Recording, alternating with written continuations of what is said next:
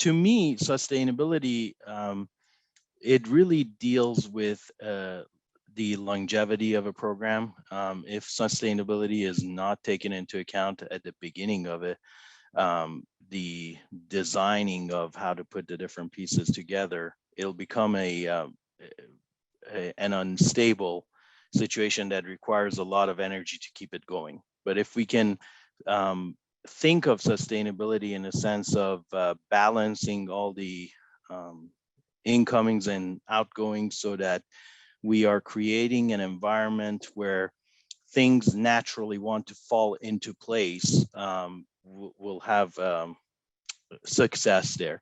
There's an old Persian saying that says, it draws parallel between balancing a walnut on top of a dome and balancing a walnut in a bowl. You could take a lot of energy and engineering to balance a walnut on top of a dome, but its natural tendency is to fall. So when those systems fail, it will fail.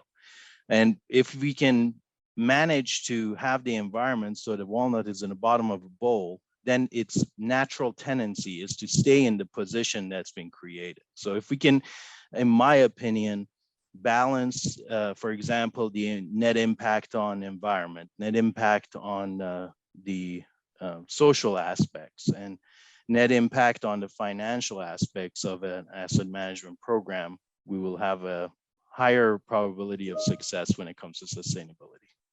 So I loved Malak talking about longevity, and I think that that's a really important distinction. I think with sustainability, we tend to think about it as isolated issues, the environment or one aspect of the environment. But really, what we're doing is we're saying we want to think long term and balance what we need today with what we have tomorrow.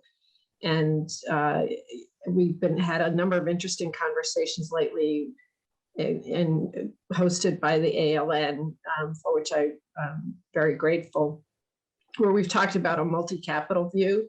So the fact that we're going to think about all of those aspects of all of the resources that a company or an organization needs to operate. And so really it's about sustainable value creation. How can we use our resources today in a way that accomplishes our goals, but ensure the sustainability, the availability, and the access to those resources in the future. And I think that's the ultimate goal, is sustainable value creation for organizations, because that's what you're mandated, and that's what your goal is, to be there for your stakeholders both today and tomorrow. Immediately when we say sustainability, we do kind of think of the environmental, but yes, like has been said, really it's just it's the really the ability to continue, right? And if you accept the the tenet that asset management assets have an intent to serve, it's like, okay, well, can I continue to serve? And where I get involved with water, we have to look long term for lots of reasons. We clearly look at quantity. Do I have, it's just capacity management, right? It's really as simple as, do I have sufficient supply to feed, to satisfy my consumptive use? Okay, that's I have quantity. Being water, people are putting this asset into their body, so it has to be clean and safe to drink. So I have to worry about quantity and quality. With water in the United States of America and elsewhere, we have water rights. And sometimes you have to make sure you have the legal right to that water. And with drought, that continues to be a challenge in the Western states. And then you have to look at almost kind of what I think Mary was talking about, the financial aspect is, does my rate structure support, long term? Can I afford it? And so really, sustainability you know, maybe I'm jumping to some of the other questions, but you have to, especially with water, you have to have a sustainable thought process, a sustainable program if you're going to do long-term asset management. I could agree to everything I heard up to now. Maybe to get another link where I'm coming from, because I deal with the built environment since sort of like my studies, my youth, but I also have a business background, and I have 3 children. What builds my opinion on sustainability, and in fact also in Europe, sustainability often is only associated to environmental and green. So it's very obvious, and I'm working in that direction also, that it's more looking at the triple bottom line. And I think it's easy to understand about the triple bottom line, that you have to balance the economic, environmental, and social aspects equally, and you have to take decisions that make responsible decisions to balance that.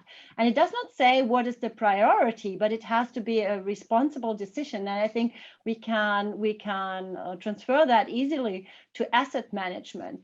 And there are 2 other things that I relate to that always when I'm talking about sustainable built environmental decisions or sustainable asset management, is also the United Nations Sustainable Development Goals. And what I did, like in preparation, I don't know whether this is interesting, but I really took the 17 Sustainable Development Goals and looked which of those we are directly impacting with asset management or built environmental decisions. And it's more or less like 11 out of the 17 are directly impacted, or we can directly impact, and 3 others we can indirectly impact. And it's only like very general ones which we do not directly impact with asset management decisions. And the last thing I want to add, because I think it's a little bit wrongly named as well, is the ISO 26000 about the guidance on social responsibility. But if you look into that guidance, it's about how you take responsible management decisions and how you build your organization on also sustainable, not only social responsibility issues.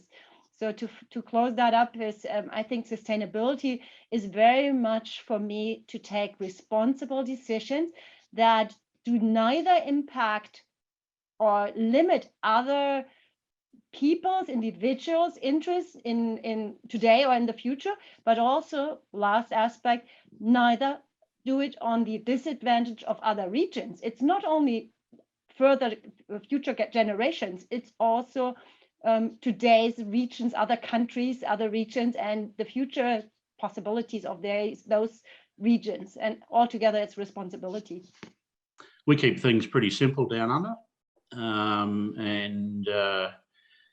I think we view the topic today, sustainability and reliability and asset management in terms of 2 simple things. In terms of reliability, what we're talking about is the ability of an asset to perform to what it was designed to do over the life cycle that the product is in service. And as far as sustainability goes, it's about meeting current demands while not compromising the future. Now, no matter what your product or service, it's an issue of balance, of not compromising one for the other over the long term. You might make decisions during the course of the management of your product or service for short-term gain, but overall, you have to meet medium to long-term objectives.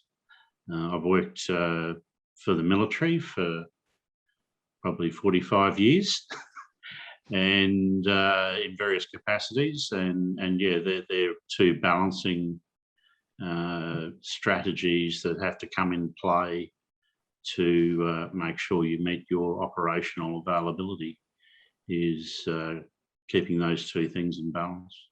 Sustainability is the equitable present-day provision of amenities to a community or organization such that future provisioning is not compromised by overuse or waste.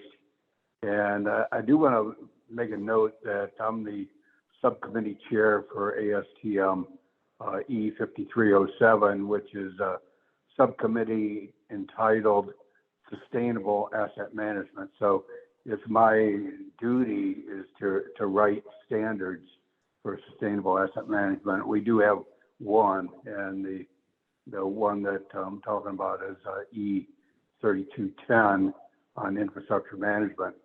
But as the committee defines them, these amenities include 5 types of intangible assets. And so in the standard on infrastructure management, there's 15 types of infrastructure. 10 of them are tangibles, like water, potable water, buildings, things of that sort.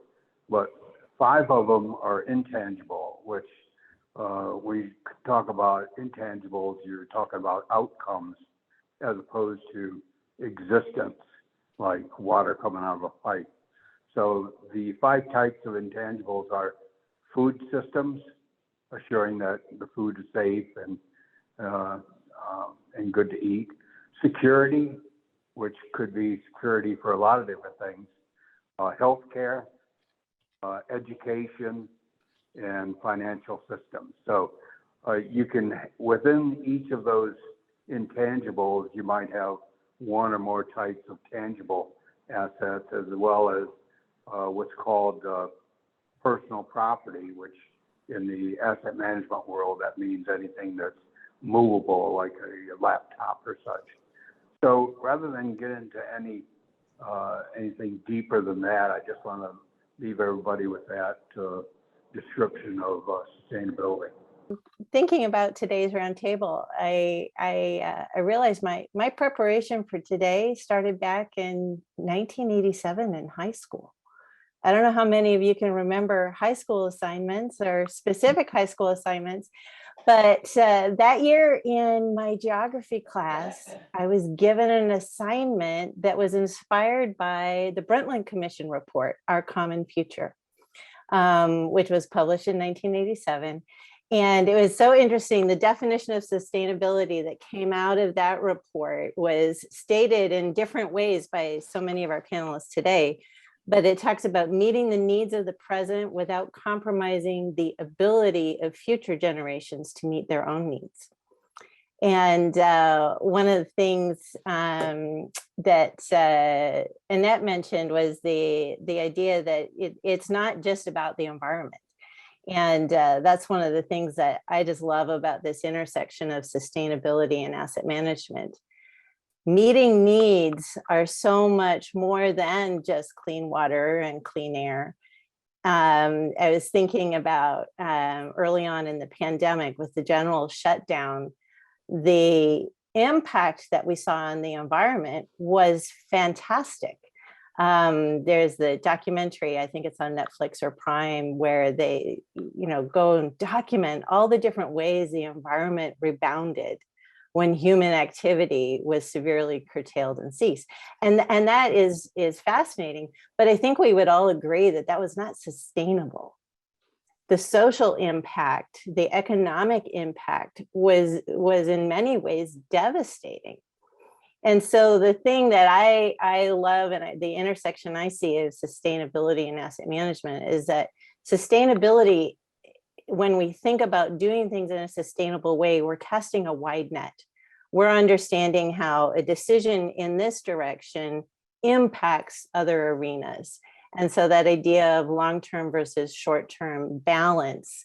And in asset management, when we're looking at value and how do we make better decisions about the things that we are doing, I think it's an inherently sustainable practice to practice or generates, improves, supports sustainability when we employ effective and good asset management.